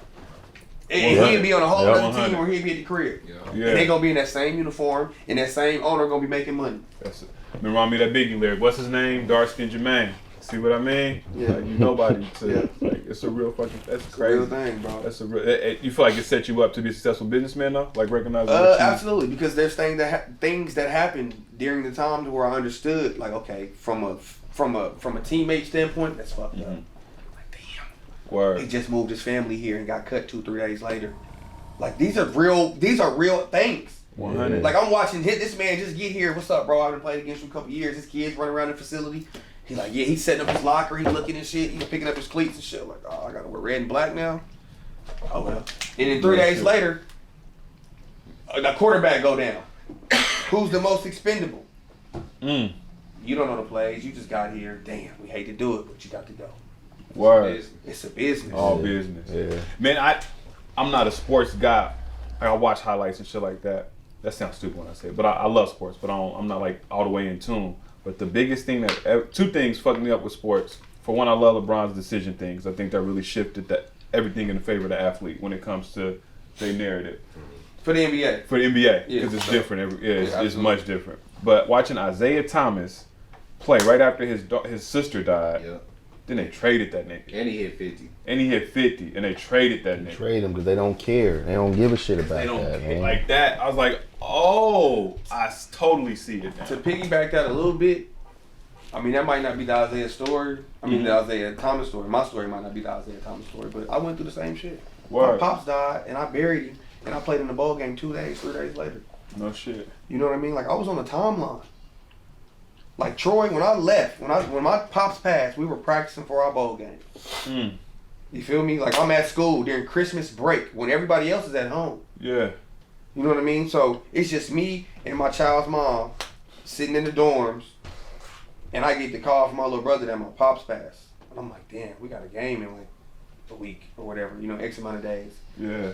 So the entire time when I go tell, you know, my coaches and stuff like that what's going on, no disrespect to them, but now they want to know, like, okay, when's the funeral? You know what I mean? And me being young and not knowing, you know what I mean? I don't know what it feels like to be a 35, 36, 37, 40, 50-year-old man. Word. Especially being a coach. I'm only 19, 20. That's all. That's the biggest my capacity goes. 100. So I'm not seeing the bigger picture as far as the dollars and we need you to play. And if you're not in there, they're gonna be throwing at the other corner. And oh shit, this could change our whole defense. Or damn, this could be. Yeah. That was our first big bowl game that we ever won in Troy. Business. That's crazy. You know what I mean? It's a business, and like they flew me in and brought my ass back. Yeah. You know what I mean? Like I buried my daddy and I was on a plane 5 hours later. Like I don't even get to hold my mama at night. Crazy. Like the night that my dad is passed, I don't even get to sit there and look at my brothers all night. Like, damn, we just buried pops. I don't get to go drink and smoke and grieve like with the rest of them. You can't feel none of that. You know what I mean? I don't get to do that. I'm right back in New Orleans. You know what I mean? Right back at work. Where most spots got a 3 day bereavement, 5 day bereavement. It's realistic. You know, this is real life. You know what I mean? Like, I'm right back to work. And what's crazy about the situation is I got 2 interceptions during that ball game. No shit. And I was co-MVP. That's hard. But I just remember like playing and not even really realistically breaking on shit because I'm breaking on it. It's like my daddy was out there pushing me like, nigga, go this way, nigga. Like the ball's coming and I'm looking up and here come the ball. And I'm like, damn, let me snatch that one. Word. You know what I mean? Like that game for me, like I can't even really remember the game itself, but I just remember the plays. You know what I mean? Like I just remember the plays that I made in it. And it's like, damn, I wasn't there. I didn't get to practice all week. Hearing that is it's a weird perspective that I gained from that. Even it's like, so what was your? Now I got some questions for Chris too. But what was the scouting like for you for the league before that game? Like, do you do you think there was a space where all of that put you in a position for the league? Yeah, like absolutely. if you wouldn't have played that bowl game with riding on Pops just passing and like having an outstanding game like that, do you think you would have had a situation in the league? Yeah, I don't. I didn't have an interception all year. Word. I played good all year. I played Calvin Johnson. We played everybody in the ACC from Florida State. You know, we played all these guys. Mm-hmm. And I didn't have no picks. I had good games. I had great production. But I just had no production as far as picks. Gotcha. You know what I mean? And that game itself, them was my That's only 2 deep. interceptions the entire year. And what's crazier, the next year I lead the nation. No shit. My In picks. senior year, I lead the nation in interceptions. I went from not having not one interception the previous season, my junior year, until the bowl game, to my senior year leading the nation. It's not one nigga That's in Division I football. Your best corner, your favorite player. Not one person that played at that level in 2007, 2008 can say they had more interceptions than me. That's crazy when I look back on that. That's wild. And without that moment though. But without that moment, I don't feel like I would have had that. Like I wouldn't have had that shot at the league because they gave me the momentum. Because now going into my senior year, people are coming in and they like, oh well, he's good, but he's small. Mm-hmm. He's making plays, but he's just small. He's skinny. He look at him, oh Elbert. You know what I mean? Like I saw a little nook, little Elbert, little nook. You know what I mean? Yeah. Like that. All that in itself was motivation for me. That's why some of the greatest shit I ever see. And everybody's got a story, but some of the greatest shit I like when you see like that thing, it's adversity people go through. Yeah, like absolutely. Like a lot of people that are greats. Like you hear about the shit, like and the shit that propels them. Often joke that immigrants and folks that are like handicapped in some way, like a physical handicap, are some of the most grindingest folks I've seen. Because there's no excuse. Like what the fuck you gonna tell me? Like I see how great you got it. You can't tell me nothing. But that's the thing, that you get a chance to see how great people have it. Yeah. You know what I mean? Like that's for like, you know what I mean? Like you speaking on the handicap and all that type of stuff. Like me, bitch, just take it back to football. 100. Like you get to be 6'2" and run a 4.3. You don't know how good you got it. You get to do half of what I'm doing, and you're gonna get way better chances. I gotta exceed all of that. Yeah. Like I have to be super exceptional. Like we talk about the Isaiah Thomas. Yeah. You know what I mean? We talk about the Kyrie Irvings and the smaller guys and the Iversons. 100. Like you gotta go harder. You gotta go harder. You can't have no days off. Like the joke about me, like, and I know y'all don't know me as a football player, but the joke about me is I'll take shit too far. Like I'm the athlete, I'm talking shit, I don't give a fuck, I'm gonna be in your face. I'm the angry worker is what they used to always call me. Like, he's the angry worker, you always mad. Like, yeah, I am. I don't get to practice like y'all get to practice. I don't get to go half-ass through the drills and just thump because I'm 6'3" and 220. I don't get to just half-ass. Like, I'm 5'10", so when I go against a nigga 6'3", I don't get to go half-ass and just, I gotta come. Because if I'm lacking, you gonna run me over. Right. You know what I mean? So every day was a game for me. Every rep was a game for me. Niggas always trip. I don't give a fuck. Y'all gonna feel me. You flag football, I don't care. Nigga, if I'm here, you gonna feel me. Yeah. I don't get to fake and funk and do all that shit y'all get to do. Right. I got to really bring it every night. Chip on your shoulder. Chip on my shoulder. And that's really what helps me be an artist. Word. Because I'm really humble. Like I don't say much. Like when you see me in the atmosphere as far as a competitive atmosphere, you can be like, yeah, asshole. And I agree. I don't give a fuck. That's why Kobe my best player. Word. You either gonna work just as hard as me or you gonna get the fuck on. Like you gotta move, you gotta move around. I can't play for you. You're not gonna do 10 push-ups? Nope. Get him out of here. He did 9. That's me.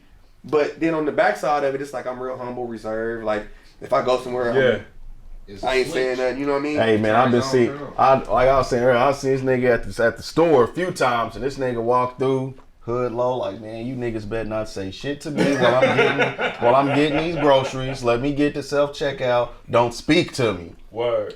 But I mean, that's just how he is, man. Like he just really why? just be going through, man. He just be minding his own business. To change gears on why is a lot of people chase fame.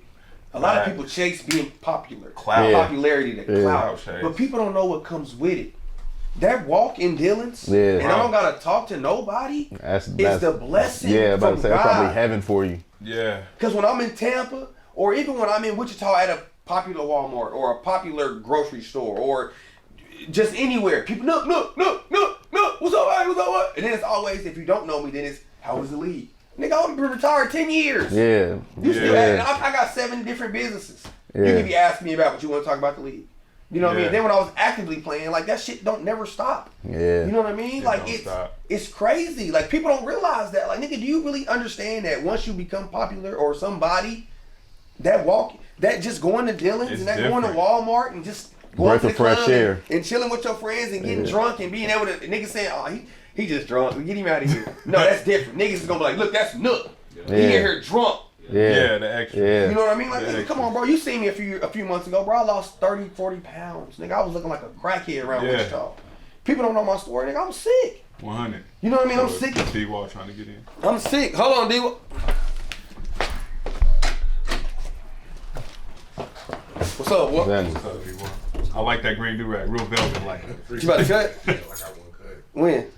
Don't be right. Give us like 30 minutes. You right there. Yeah, just give us like 20 minutes. He in the far chair, though, right? Yeah, he be behind. I ain't fucked All up. right, well, go ahead, for sure. Cool. That'll give us some authenticity. Make it real. I want to make it real. That'll give it Like we actually do cutting here. Yeah. It's a real thing. Yeah. But no, so the funny thing, so I haven't had the level of fame, right? Because you a different nigga, man. You legendary. But I think it was maybe when 87 dropped. Yeah. It was hot in the streets out here, right? And me and Sanaya, me and my daughter, we sitting chilling at the mall, waiting on wifey to come out. I think it was Forever 21. And we sitting in the mall in the area, like the little seat area. Mm-hmm. And a whole bunch of brothers walk by. We shaking it like they know, like, Big Sam, what an 87 is from. Like, thank you, it's love. We shaking hands and whatnot. Maybe 4 or 5 dudes in the amount of time we wait. And each one of them is love. We shaking. One nigga walked by, did not know. Black dude walked by, did not know. We didn't even make no contact. And Sanaya gets up, she's like, Daddy, you didn't say what's up to your mans. I'm like, man, y'all don't know him. Like, he don't know me, so in that quick association, she thought every black dude I seen was gonna be loved. But it's rappers talk like, yo, let me piss in peace. Mm-hmm. It's a real thing, man. It's funny. I shared a story with you too, like that when you first came back, use that flashbacks and to watch all the niggas like dick ride like in the moment, like trying to get in the VIP so heavy like that. It's so real. Yeah. Like niggas want to be associated with something. But look at it now. Gross. That shit is wild. Have you seen me out now? They gone. Do you see a crowd of niggas be they on and I watch like all of our new star athletes and shit. Like I see all them same niggas, and cause you know what I mean, Jordy, I'm my age now. You know what I mean, all them same niggas that I remember being like, look. They doing that to the little younger cats now. Yeah. And I'm not no hater, but if I was one of them bitch ass niggas, I'd be like, hey bro, don't fuck with X, Y, and Z because this is woo. But I don't even do that because me going through that is what gave me the blessings that I see today. So I gotta let you go through that. So regardless of whatever you finna you gotta learn it. You gotta learn yourself. Baptism by fire. Absolutely. Baptism by fire. Absolutely. That's touching that hot stove. Yeah. Woo. You know what I mean? Like exactly. I'm gonna drive to Chris real quick. So I'm a pour. I mean, we've had this conversation before, and I gotta say it out loud because it's such a sincere thing. Chris is my inspiration when it comes to this music shit, right? Like on a very sincere level. When I first jumped in the game, I was watching everything Chris was doing, from the videos to the way he embraced his family in the videos, where they was involved in the process. And when I started, it wasn't a lot of niggas that was rapping. Like. Everybody was South Dallas swagging, or it sounded like Tech 9. It was like some extras, but nobody was like bars. And I was like, man, I love what this dude is doing. And it was so like just genuine and real. And so Chris has been like my biggest influence and inspiration when it comes to me jumping off the porch with the rap, right? And I actually, I don't want to say I ran up on him, but I seen him at the gas station one time. And I was, the same day, I kid you not, I was about to make a Facebook post paying homage to Chris Barnett. And I seen him, and I was like, wow, this is crazy. He didn't believe me when I started telling him. I'm like, this is such a sincere thing. My first video was a Chris Barnett feature, right? And King shit. Yeah, I remember and a lot of niggas don't know, like, Chris really, like, you different. Definitely. Like, when it comes to the way you put the words together, the reality. I know him only from being a rapper. Like, I don't know nothing else about. I don't know what high school you went to. I don't know your wife. I don't know your kids. I don't know what you like to drink, eat. There's nobody that can rap as Chris Barnett on the Cypher show. Shout out to Cash Hollister. Starts flipping his bars in Pig Latin. When me and Steel free my nigga YBM Steel. Yeah. When me and Steel was dropping, 87 actually only happened because Chris stopped rapping. So it was me, Chris Barnett, .com and Steel. And we created Kansas, Killing Yeah, Niggas Should Ask supposed to do Somebody. a whole project. We was gonna do a whole project with just us four. And it was so fire. Still got locked up for a little bit. .com gave us like the Christ and stopped rapping, and Chris just retired. So that's how 87 was birthed. That's right? crazy. It's crazy. So Chris Barnett comes out of retirement to battle Steel. And I was watching the battle the other day, which is hilarious. Is that what you know? That's what you know from that, from yeah, that? when I was like Bub was throwing them and they Yes. were Cloud9, yeah. Yes. Okay. So, I'm on camera and they asking me like, who do you think's gonna win? And I humbly say, oh, Steel gonna kill this nigga. That's what he said.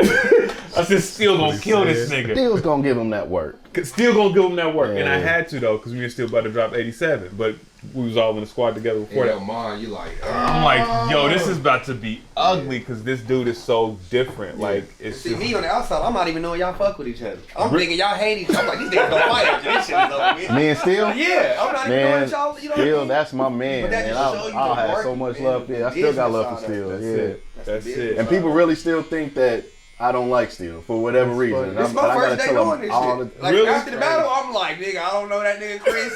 I know Steel, nigga. They damn near would have scrapped after that. Nah, Man. man. But Steel, I say all that that's my though. man, yeah. Still, Still, that's my guy in real life. Yeah. When did you know you was different? Cause you're different, bro. I have no clue when that different button, when that different light came on. I have no clue. Really? I always, like you said, everybody was kind of like South Dallas, you know what I'm saying? And all I ever wanted, I just wanted to rap. You know what I'm saying?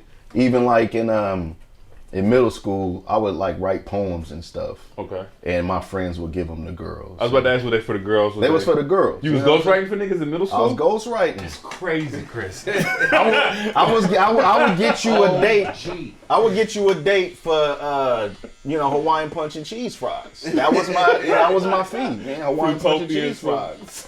And that's all I would do was just That was write. big. Like, nigga, she buying me cheese fries and Fruitopia. That's my it, main man. thing. Out the That's a la it. carte. That's the a la carte. That's That my was main it. thing. So that's all. But I mean, I just like rapping, man. I was never like, you know what I'm saying, a dancing kind of harmonizing. That was just never me. I wanted to rap.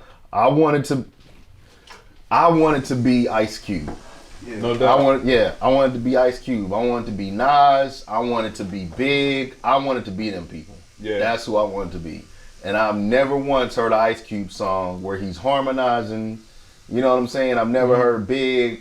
I mean, he had that Playator song, but like Big was a rapper. Now that's who I wanted to be. And so, if I could write and tell a story, make it vivid, whatever, that's what I wanted to do. That's crazy. And so when the first song I did was called Death of Swag.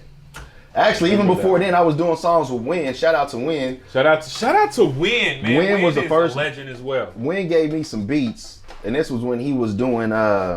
It was him. I forgot what his partner's name was, but they was still like Team Green, and it was early. He was, nobody's gonna give me a chance with these beats. I was like, well, give me some. You know what I'm saying? And now, you know what I'm saying. Win was dirt cheap then, but yeah, Win is a ticket now. Need a bag for Win. Yeah, you do. But I mean, he would give me beats and I would get on him, and he was telling me like, man, you need to let everybody hear this. So I did this Death of Swag song and I sent it. I don't know if you remember ICT Hip Hop. I definitely remember. You remember that? Yeah. Okay, Kyle Williams. Hip Hop. Do you remember that shit? Oh man. As soon as you said it, I was like, damn. Yeah. Flashback. This when Buckhead had the ICT town Hip one. Hop, Buckhead, man, them niggas. Wow. Yeah, it was back then. I sent them the song Death of Swag. Kyle Williams, him and a couple other people was running it. Kyle said he looked at the cover art. It was literally me standing. I was in a t-shirt. I was in a white t-shirt. Kyle said, you look like an R&B singer, so I never listened to the song. And I was like, well, thank you for that. Thank you for not, you know what I'm saying? But he finally listened to it, and you know, Cash was like, hey, you're actually rapping, do the cypher show, and then things just kind of start flowing from there. But That's because I wasn't never- Kyle your manager? after that, yeah, then me and Kyle start working together. But in the beginning, he didn't want to have nothing to do with me because he thought I was a singer. Really? Yeah, I mean, and you use your real name. I use my real So name. you see Chris Barnett at the time where everybody's big, little, got I was extra Chris names. Barnett. That's deep. Cause my whole thing was like, if you hear me rap, it's stuff that I rap, you know what I'm saying, stuff that I do. You'll hear me rap about being at the store or rap about, you know, hanging out with the kids. That's who Chris Barnett is. So if you see me somewhere, this nigga just rapped about being at the store. Word. Now I see him at the store. And it's You know what I'm saying? I wanted it to mesh. That's the easiest thing for me. It's just rap about what you know about. So that's all I ever did. And Flaws is still one of my favorite songs in real life. Like, Man, Flaws, so when I did Flaws, and that was like probably the most personal record I ever did. And it was just talking to, you know what it was talking about, how much I don't like my dad and everything. Yeah. So he sent me a personal message, was like, yeah, haters make me go harder or something, he said. Like, nigga, I just did a my pops. I did. Said that to you? He sent me a Facebook, man. I did the video. We dropped the video on like my birthday or something. And it was just about how he wasn't there. It was all facts. You wasn't there. You didn't do nothing for me. It was all facts. You know what I'm saying? So he sent me a message, said I was a hater, and that I'm giving him motivation to go harder at whatever it is he go harder about. But when he sent me that message, I was like, okay, I must have did something right with this record. That's heavy. Yeah. That's crazy. Weird shit. Wow. Yeah. To piggyback off what you were saying, like I wanted to be Master P. He See? was like, you know what I mean? Like I grew up there in that little area where, you know, he came out making me say, then I started finding out that he was an NBA player, and I'm like, damn, like The entrepreneur. He was talking about the streets and selling dope and all of that, and you know what I mean. Then he's Nickelodeon, and he got, you know what I mean, Be involved in everything. Like, you know what I mean, like that right there in itself was like was the shit for me. You know what I mean? Like, and I'm yet to tap in. I feel like to my who I really, really, really, really want to be. You know what I mean? And Word. just hearing you speak about that record that you wrote about your daddy, I'm like, damn. Because I was just talking to my manager about that. And he's like, bro, after you drop this next EP, you got to really tap in on the next one. Remember we had that You got to, conversation? man. Yeah, I'm gonna tell you, it's when you writing these kind of like personalized records, and you sit there and you writing and you thinking to yourself like, this might be a little too much. Go with that. And that's what I always do. Go with that, man. Yeah, like, nah, I ain't trying to ruffle no feathers. Ruffling. But I need to. Because y'all are the reason why I need to say this. Because my feathers have been ruffled. Yeah. Yeah. Y'all ruffling mine, and I'm always trying to save y'all feelings. Nah, don't do that, man. Ruffle the feathers, man. Get everything, just get it out. You know what I'm saying? I mean, At least. Yeah. I mean, that's what we do is rap. You know what I'm saying? We write. You want people. If you're gonna be, you know what I'm saying, a rapper, singer, entertainer, whatever it is, you putting yourself in the space to be critiqued. Yeah. You know what I'm saying? To be judged, to be whatever it is. But you putting yourself out there. So if you're gonna put yourself out there, then put yourself out there. Put it all the way out there. And you know what I'm saying? Like really evoke them feelings, niggas. Like when you shared your whole story with me, and I'm like, bro, you need to rap about that shit. I'm like, Rap about it all.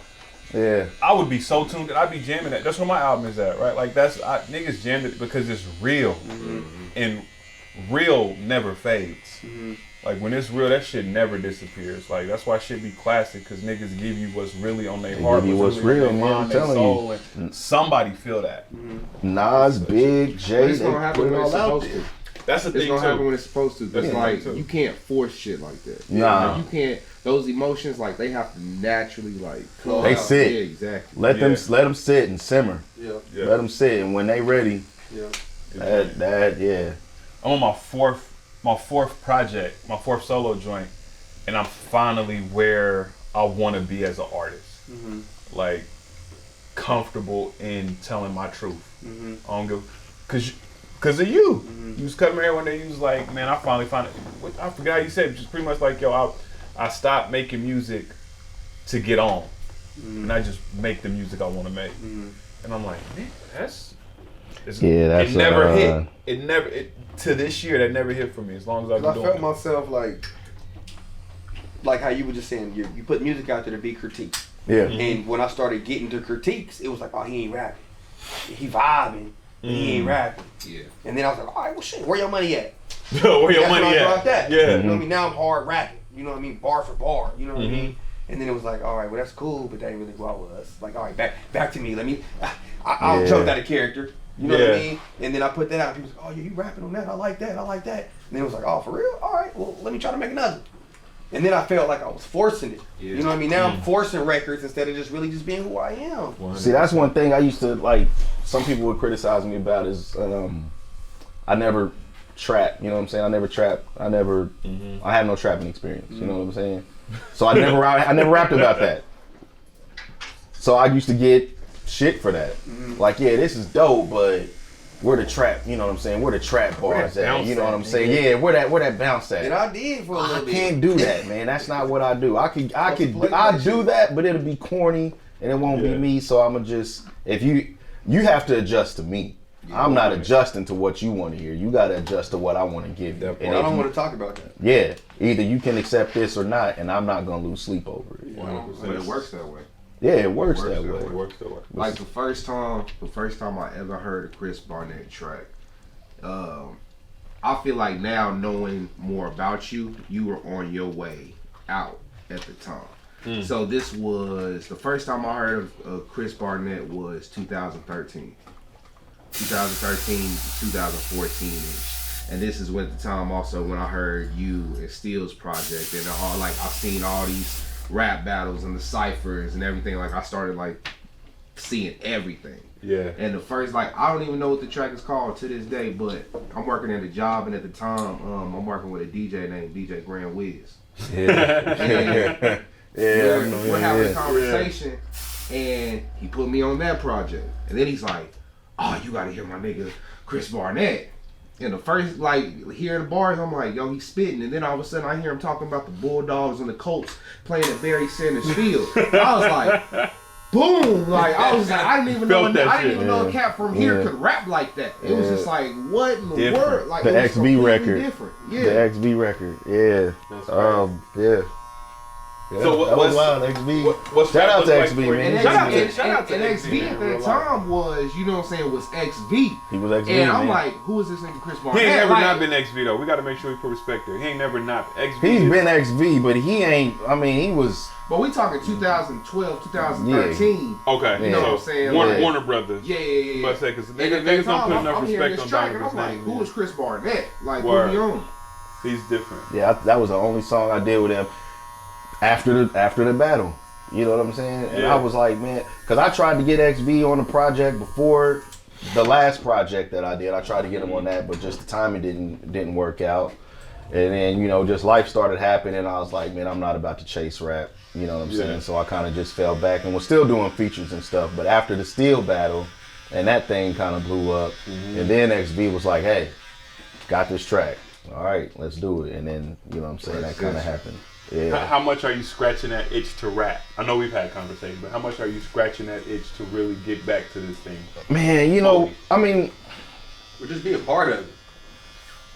I mean, I don't have a problem being a part of it. You know what I'm saying? Like, verse here, verse there. I have a problem being a part of it. I think, like, the game has changed so much. You know what I'm saying? It's been, like, 2012, like, 7, you know what I'm saying, 7, 8 years before I did something. Yeah. And I think the only thing that's holding me back is just having a kind of post on what, you know, what gets played or whatnot. I know that if I do something, it's going to be what I want.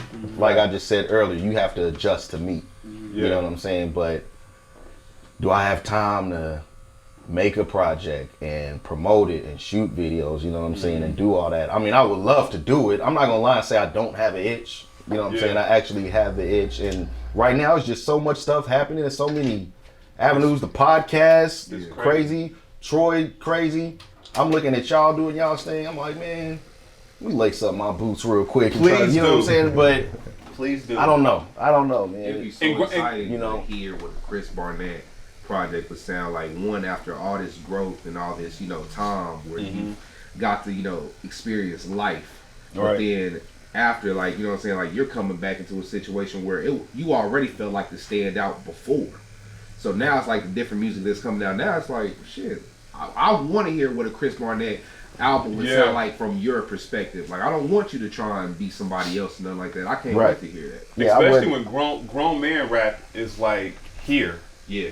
Like, I think rap is like aged. Like, now you've got the older gentleman like, yo, I'm gonna really rap.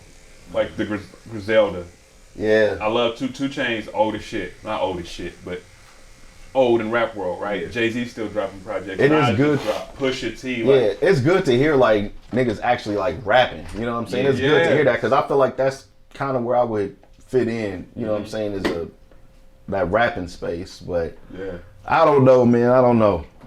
I'm not going to say there's no chance, But you know, Let's We're gonna go. see where it we're goes. gonna see what Let's happens. do it. Well, I We're gonna definitely see what appreciate you happens. lending the verse to the album. Yeah. That Yeah, man, I that's appreciate. heavy. Yeah, I That's heavy. appreciate you sending me that. That came out of the blue, but That's heavy. yeah, That I means a appreciate lot. that. That was a lot of fun. Yes, I can't wait till everybody hear that one. it's gonna be crazy. But even bigger than that, though, the yeah. people who need to That's know a, know. that's a no. Yeah, You know what I mean? They're like family members. Yeah. They're like, why you ain't shot me out on Facebook for my birthday? Nigga, I text you. I have your number. because they want the world to know that's staking some kind of claim is what that is. Yeah. That's exactly what that is. That's my Exactly. cousin. Exactly. Screenshot the screenshot. And that means nothing to me. And that shouldn't mean nothing to you. Facts. Like, nigga, you know where I sleep. You can come pull up on me in my business. Like, you can ask for money. Like, It's you have a whole real thing. thing. It's a real thing. I hate It's a showing real visible, thing. like love like that. I hate like making a post and tagging 5 or 6 different people and shit. Like I hate that. Like I would much rather like just send you the personal message. You know what I'm saying? Yeah. Just let you know what's up. Even with the music on Facebook, I still don't know how to tag 97 people. And like, what is that? Because everybody do it to me. I wake up, nigga, bing, bing, ping, Facebook. I'm like, damn, I get on Thinking there. something happening. It's a party and it's 97 niggas tagged in it. Like, nigga, what? How do you do that? I'm like, gonna tell you, 9 times out of 10, the only thing, like if I get tagged, the only thing that I will share is like your podcast, what you're talking about podcast. That'll be the only thing that I will let make it to my page. But Yeah. all of you niggas that's rapping, no way. No Yeah, way. don't You do done that, tagged man. 25 rappers I don't need that. in your rap shit. Like, this weird to me. Rapping for other rappers. For no reason. Nah, rapping don't for tag me, other man. rappers. But Rello, so, and we've had many genuine conversations from the beginning of the point proven jump off, right? All of that. You actually humbled me in some significant ways. I'm still mad our first interview wasn't on camera, but I ain't gonna hold you. Bro, the first time we linked up, like you were literally my second or third interview, That's dope. like ever. Like That's really dope. So you're, and so I'm not sure with Troy a lot, right? Your ascension to where you at, like as a figurehead in the culture of hip hop here in the Midwest, is really dope to watch, bro. Like from Point Proven, the original stuff, to even Rell-ISm. Like I often share, like yo, Rello could be like I look at like Joe Budden and Charlemagne in the way that they, and not saying no disrespect to Four Times. Four Times is dope as shit, right? Y'all do y'all thing together. definitely. But like your brand, I could see you like branching off and doing your thing, right? And you build great relationships. Like that's a really big thing that you do, right? You build solid, strong relationships. You got Greg the Hitman to sit down with you, which a lot of people in the culture don't get that opportunity, right?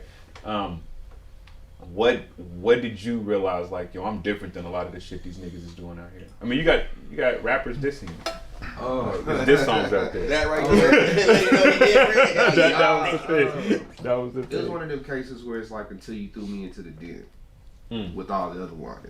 It was like I didn't really know what I thought what I had was special, but it's like you don't know it's special until somebody tells you, like, you know, what you have is something special. Word. So like I didn't think nothing of it, and like then all of a sudden Troy hits me up and he's like, hey yo, like I see you guys got something going on, you know what I'm saying? I wanna, you know, just have a conversation with you and see where your mindset is. And then like going from there to a couple, you know, years, a year later, all of a sudden, you know, Greg the Hitman is just like, hey, like, keep doing what you're doing.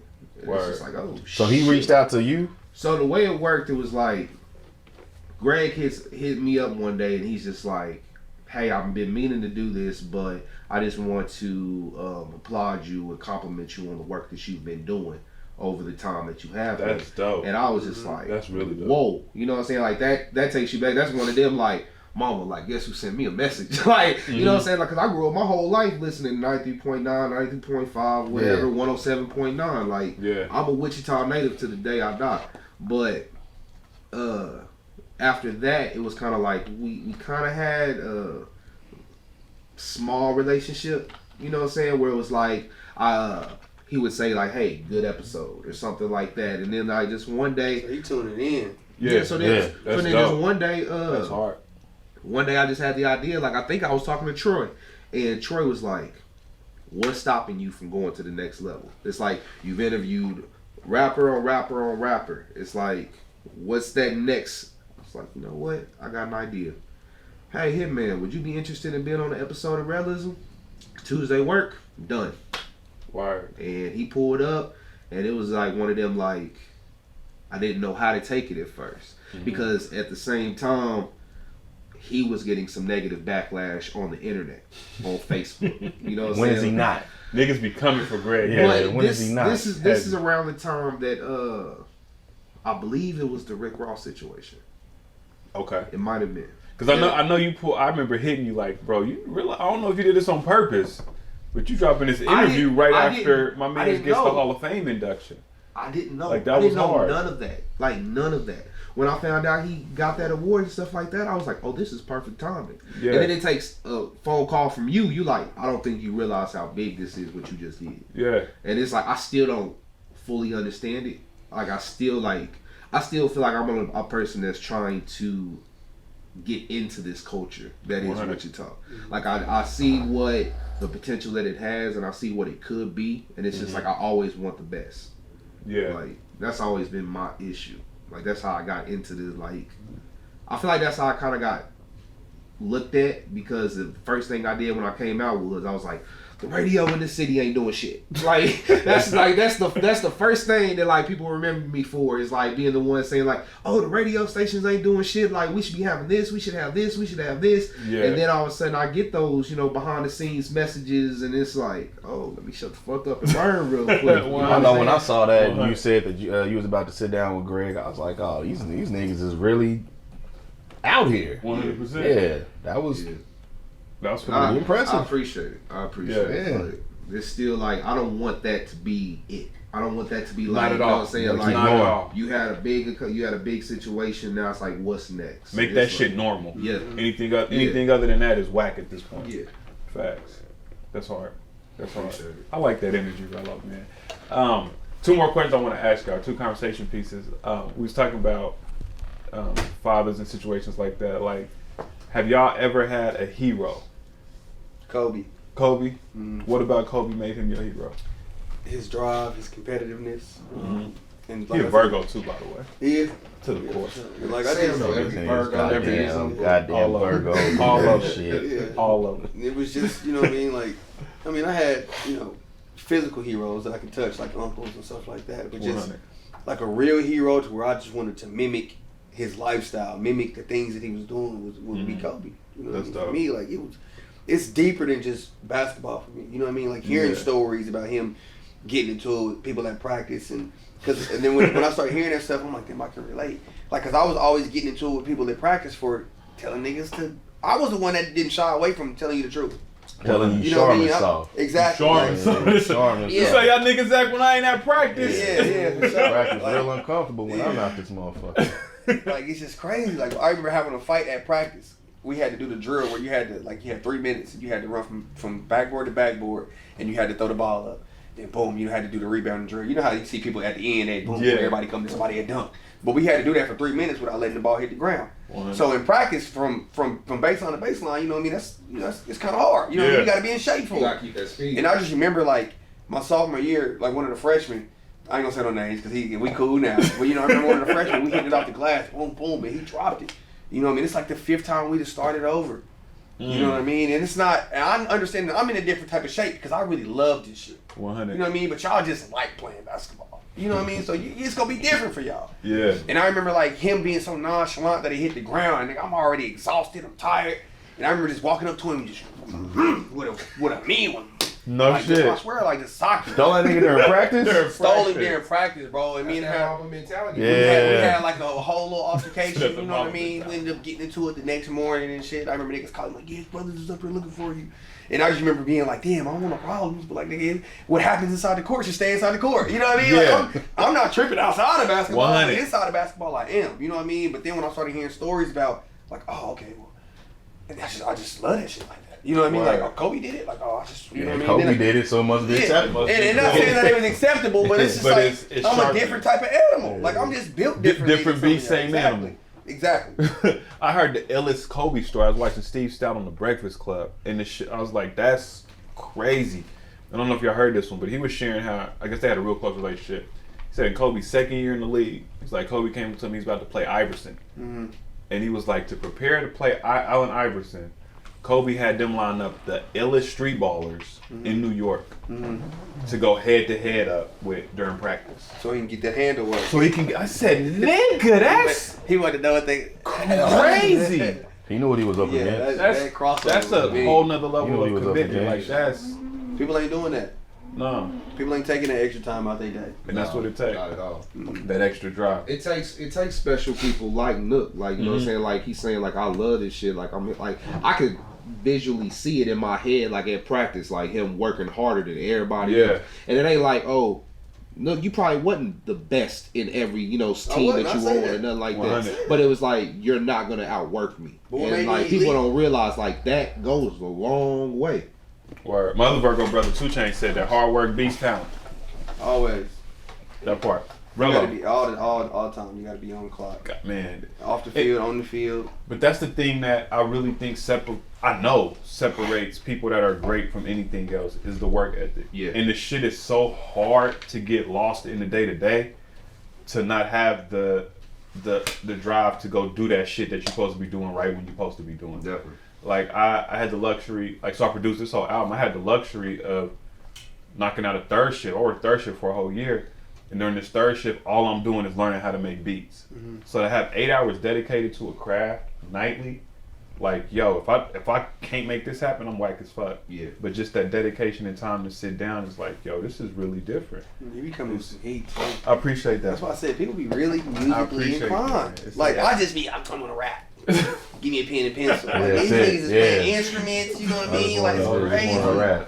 It's It's wild. crazy. Shout out to Lattimore. Lattimore is one of the illest niggas I've ever met in my life when it comes to this music stuff. Like the guitar, I think he played keys. Like he writes. Like Lattimore is really like.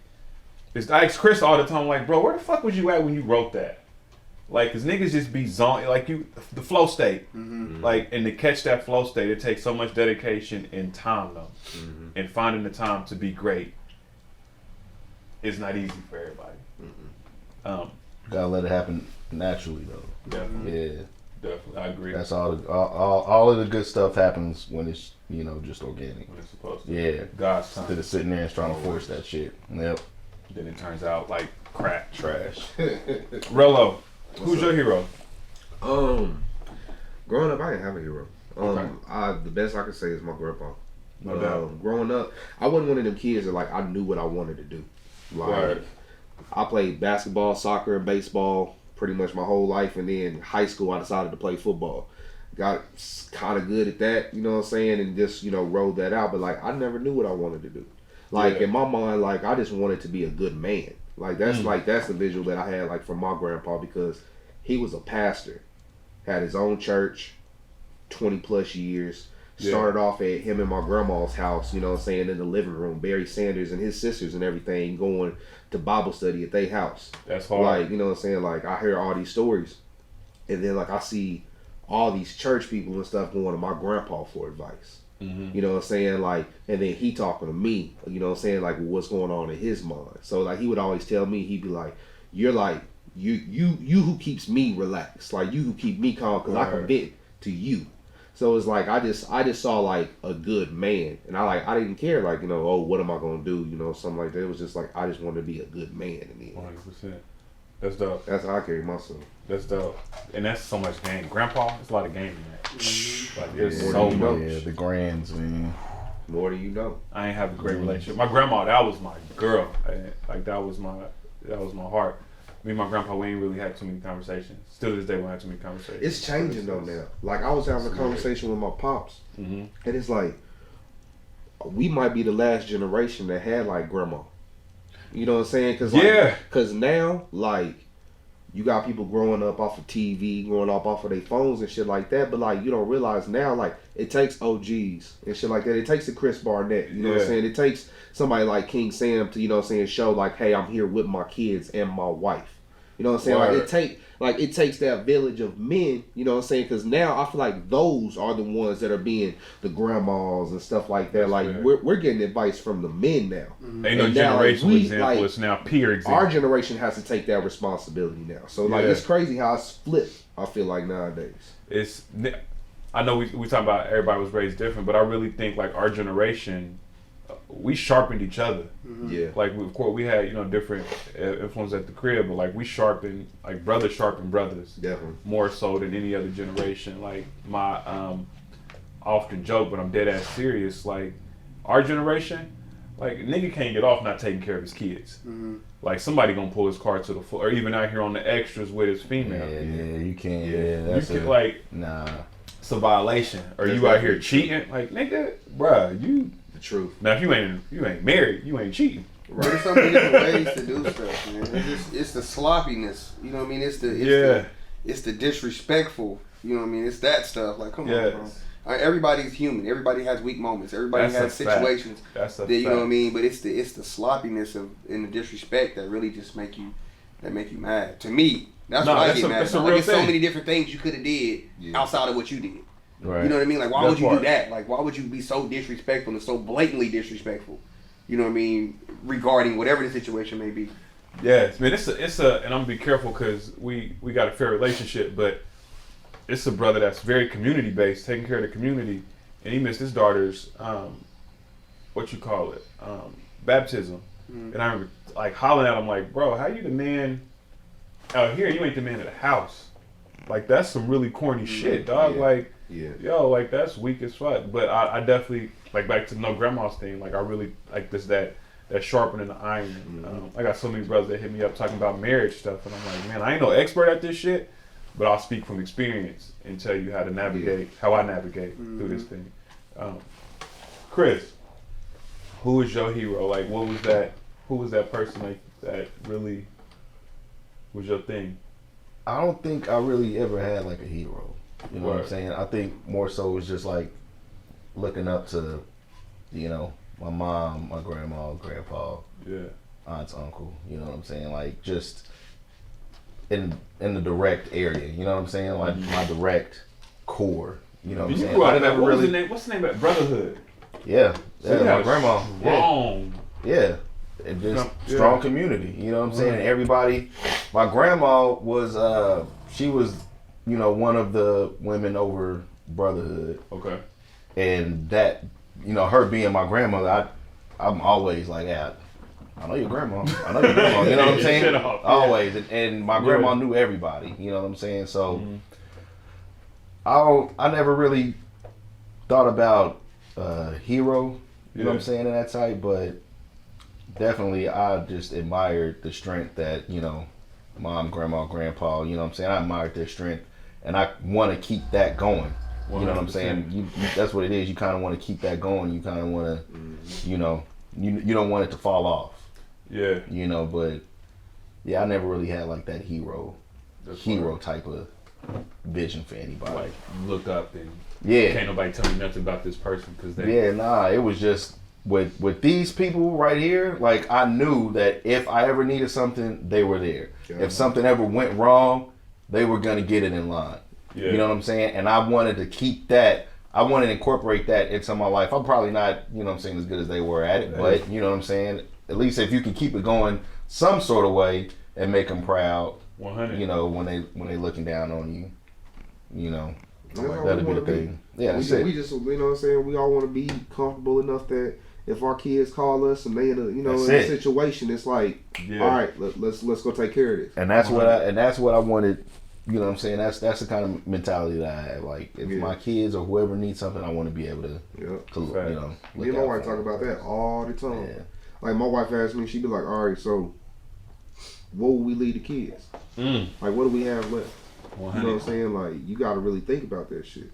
Because it's like, we grew up where, a certain family, like, they had that one house. Mm-hmm. Everybody would go to that house at that function. You know what I'm saying? And then, like, nowadays, it's like, where that house at now? Like, they done sold it off. Like, it's gone. Because they couldn't handle the responsibilities, but they didn't know, like, what they actually had at that time. Yeah. Woo, that's real. Now, you talk about the kids. I was chilling one night watching. I think I wasn't watching it. I wasn't watching it. It was in the background. It was in the background when I pulled up to the crib. Teen Mom was on. You was watching Teen I was Mom. not. Teen Mom is not on in the background. If Teen Mom is on, you were tapped in. Wifey had Teen Mom on. She was knocked out, so I go to turn it off. But then I'm cooking. I'm downstairs. I get off late. I get off work late. I'm downstairs making some food, and in my head, I'm like, I don't know where to train it. I know where to train it thought from the show unconsciously, and I just went down this whole like path of, God forbid, my daughter was ever in a situation where she was a teenage mom, right? And in my head, I'm just piecing so many things together, and I'm like, damn, you see so many times where people put their kids out, like, now you got to be on your own, boom, boom, boom. And then in my head, I'm like, man, if that, God forbid, that ever happened, I would be the most supportive father that my daughter would need in that moment, right? And then I'm like, but hell no, that's never gonna happen. And in this 15-minute thought process in my head, I'm really like, damn, parenthood is thinking the worst thing that could ever happen to your kids and giving them the game so they know how to maneuver so it don't happen. And I was like, damn, that's deep. Mm-hmm. Like, that was some of the most groundbreaking shit I had in my head ever. Yeah, but you gotta, you know, you can't play yourself like, you know what I'm saying, it's not. Teen pregnancy is real, man. It's a real teen thing. pregnancy is real, so don't ever act like, you know, it ain't happening, or you know what I'm saying. Facts. Yeah. It can happen to you. Yeah, anything. You know what I'm Easily. saying? Anything can happen. So. And that's where I was at. I Yeah. was like, man, what I would not. I mean, she would have to know the love is there. Like, yo, this we here. Like, we Yeah, holding you it got down to. how we got to. But then even with that, the question I asked y'all is like, what's some of the, and then we'll part with this even. Like, what's the illest piece of advice you've ever received in life? Like, what's the most sound advice you've ever received? Put out the energy you want back. Word. Yeah. Who gave you that? Nanny. No My doubt. grandma. Yeah. She said if you want good things out of the world, put good things into the world. How long did it take? How old were you when you got that piece of advice? Oh man, maybe like 8th grade or something. Okay. Maybe like 8. No, it was after that. She was running the summer camp at Brotherhood. You know, I worked for her before she fired me. That's a different story. I got fired from my grandma. That's deep. But yeah, but she told me, huh? Still in boxes. No, I ain't still no boxes, man. I was just, you know what I'm saying? I was just bad. That was That's just fair. it. You know what I'm saying? So I was like, man, next year when I come back to this, she said, you're not coming back next year. Word. I was like, okay, well, I'll find something else to do. But yeah, but that's what she had told me, you know, if you want good things out of the world, then you got to put good things out into the world. How long did 8th grade? How long did it take for that to resonate? And that's resonated forever. Word. Yeah, I still remember that. That's always gonna resonate. 100%. Yeah. That's dope. What about you, Rello? I can't really think of any advice. Like, one thing I always was told as a kid was always give thanks.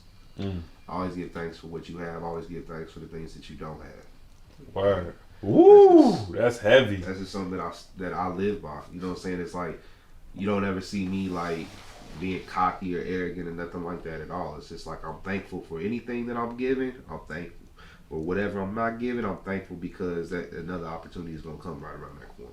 That's hard. I like that. And how old were you when you got that? Or how old were you when you got that? Like Last week. That's fair. That's fair. That's a daily affirmation, real shit.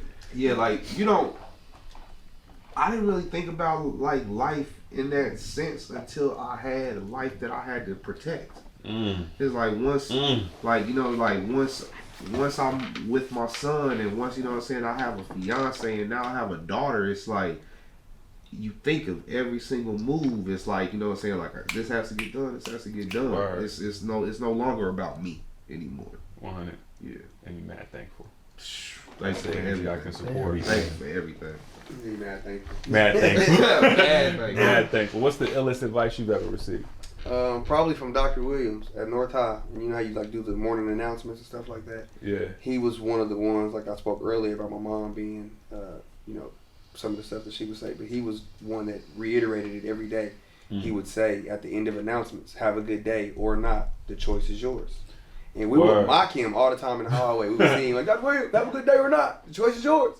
And like he would say that all the time, like, you know what I mean? And like it really, when I started getting older, it started making more sense. Like, the choice is really yours to have a good day. Like my mom would say, like, you know, you have to control how you react to certain stuff. Like, you know what I mean? It's not what you're going through, it's how you're going through it. You was just saying earlier how you brush your teeth in the morning. Like, I gotta do this shit or I'm about to knock this day out. Yeah. And when you can catch yourself in the moment, that's when you found growth within yourself. Yeah. You know what I mean? Because there's some people that right now just woke up this morning and having a horrible day just because they haven't really tapped in with themselves. Like, well, okay, well, all right, forget what happened last night. Forget the text message I woke up to. Forget that T-Mobile turned my phone off or whatever it is. Like, oh well, I can't control none of that. Niggas let that moment ruin the whole thing. The whole day.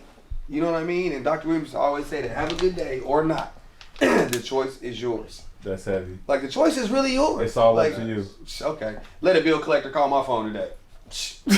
Ignore. I'm protecting my energy. I'm protecting my energy. What y'all finna do? Arrest me? I'm not finna answer that phone so y'all can talk bad to me. Hey, for real. We all the same. It's my phone. With the heavy accent. Scam likely.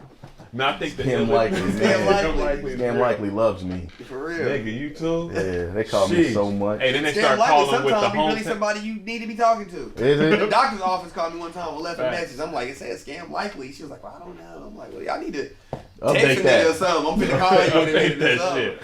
Y'all getting dodged. Exactly. And I think the illest advice I ever received was from my mom's. Actually, she would always say it when my mom's a Gemini, so she's wild.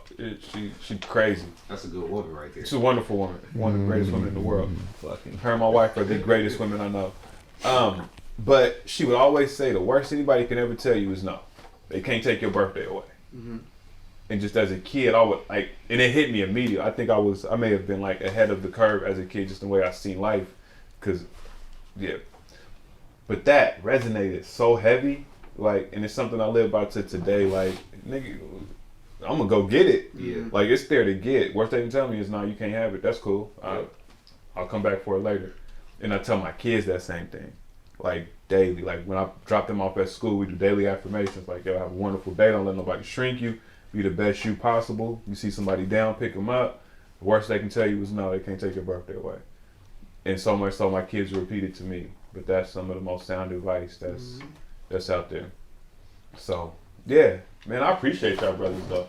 Yeah, no doubt, man. This was fun. Thank you for this. Definitely. It's therapeutic, man. It's a therapeutic session in itself. 100%. You know, you get to talk a little bit and realize that you're not going through some of the stuff alone. That's what's big about it. That everybody can relate to, somebody. Yes. Shout out to Chris Walker. That's why I like this, man. Wealth is mental. Dope. Man, like, nobody can take your mind, man. Like, yo, trap your body, they can't trap your mind. And you're never alone. And a lot of times as black men, we feel alone. Or like, you ain't supposed to feel. You ain't supposed to share how you feeling. Like, nah, fuck that. Other cultures got yacht clubs and they go golfing. We don't got no country club. This is our country club. Like, this is where most of the realest conversations happens in the barbershop, right? It's that safety that you feel comfortable to really get your shit off, man. So I appreciate y'all brothers and being honest and real. Being a part of it. No doubt, man. When the album drop? It's coming very, very soon. I don't want to get a date. Try to put him on the spot. I see you. That was good. Yeah. That was clever. But shout out to everybody involved on the album. Shout out to Troy with Vibe Wichita. Shout out to Flim Doggy Dog, the P. Diddy situation, man. He's really helping out with the marketing of the album, man. Shout out to Nook. Skinny Chip is on a different project, not this album that's dropping, but he's crazy. Shout out to Barnett, man. Barnett's on the album. Barnett made the album. Chris Barnett made the album. That's crazy. Shout out to Rello, who's been taste testing the album since I've been working on it. That's a lot of love. I appreciate that, my brother. That's heavy in real life. So you listen to it? No, I listened to the early stages. Okay. Yeah, he pissed me off when I said that's the one, and you looked at me and was like, oh yeah, I said I didn't like it, and then 20 seconds later, he's on it. Yeah. But nah, man. Full of surprises. Full of surprises. I love it. I tried to catch him slipping with some questions earlier. Y'all see it later. Shout out to Wifey, man. Wifey, that's my executive producer. Nothing leaves the crib if she don't hear it and tell me it's hot. My kids and my wife are the most honest critiques of anything I do.